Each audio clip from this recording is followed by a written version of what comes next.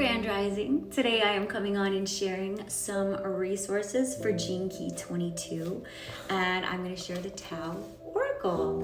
And the hexagram for this gene is grace, which is the divine essence in the gene keys. This is a shadow of dishonor, gift of graciousness, divine expression of grace. Hexagram name, grace. Keywords, adornment, bring out beauty, elegance, the outer as a reflection of the inner, vanity, charisma, and self-expression. So let's see what it has to say.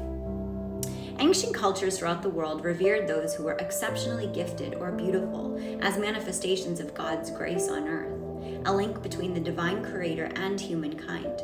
Today, we call such people stars. But what we really revere is their celebrity and fame rather than their individual qualities. To be a true star, however, is to radiate well-being and an attitude that says, I feel at home with myself and with the world. Everyone in this sense has the potential for stardom. It's our birthright, regardless of our physical appearance, social standings, or abilities, or the whims of fashion.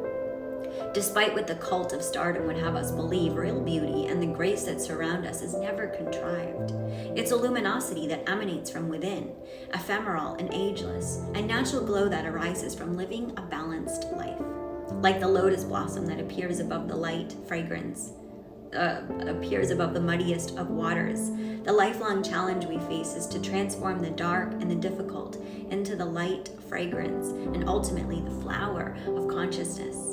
Beauty and our perception of it manifests in myriad ways. For a scientist, it might appear as a flash of clarity, when one of the mysteries of the universe reveals its hidden design. For a painter, it could be in the interplay of shifting color or light and shadow in the landscape. A composer might hear music in the night sky or in sunlit waves. The creative impulse in us springs from those moments of grace when all the divergent elements of life seem to harmonize perfectly.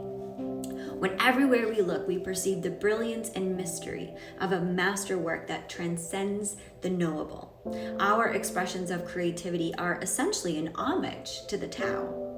Awareness of beauty is inextricably bound with a sense of impermanence.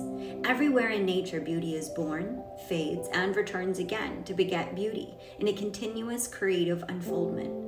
We create many problems for ourselves by wanting to demystify and possess beauty and grace, to reproduce an essentially ephemeral experience and make it permanent. When all efforts fail, as they inevitably must, we become stuck in an impossible longing to recreate what was lost through some contrivance of our own.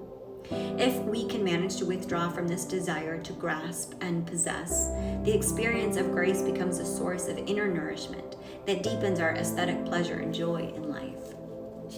Learn simply to greet beauty when it comes, to reflect upon it and become one with it, with no demands or expectations. Contemplate beauty and allow it to infuse your life. You will be beautified by it, and an aesthetic sense will naturally arise in you. Recognize that beauty is fleeting.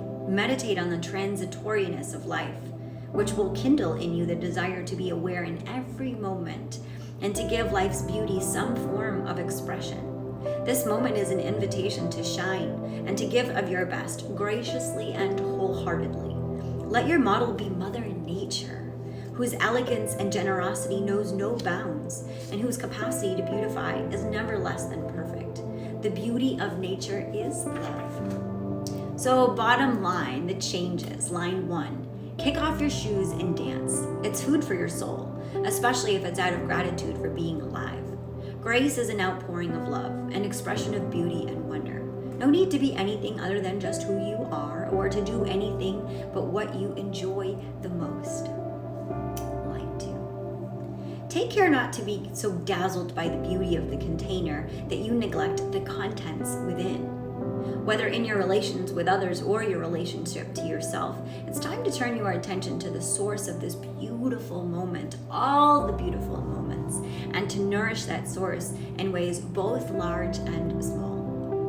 Line 3. When everything is so perfect, it can be tempting to just sit down in the hope that the moment will thereby be frozen in time and last forever. No such luck. Life is energy. Energy needs movement, and movement means change. Celebrate that too, and it's more likely that the next moment will bring beauties of its own. Line 4. The more you're willing to enter into the wonder of, I don't know what's going to happen, the greater the possibility for delight. Every painter begins with a blank canvas and has the choice either to think and plan or to jump into the task and see what happens. No creative venture is ever born from withholding. It's fundamentally an adventure. Forget about being brilliant. Instead, put the focus on nurturing harmony and allowing spontaneity. Brilliance will follow naturally. Line 5. It's not necessary for a creation to be great, or even for it to be seen by anyone else. The basic requirement is to open up the playfulness, experimenting like a child. The world is full of possibilities now, so drop any tendency to play judge with yourself or those around you. Judgment causes contraction and crushes joy. Innocence delights in self-expression and is willing to risk appearing goofy or making a mess. Top line. It's always enriching to look with fresh eyes at the infinite play of color, form, texture, and sound that is everywhere around you. Sometimes the profusion seems chaotic, and that's fine. Let your eyes and hands and ears respond. Grace moves with what is, not with ideas about what should be. And what is can often be the simplest, most unpretentious, and heartfelt thing. Here again is the card for grace. Seeing these lotus flowers blooming and blossoming. Sending you so much love. Namaste.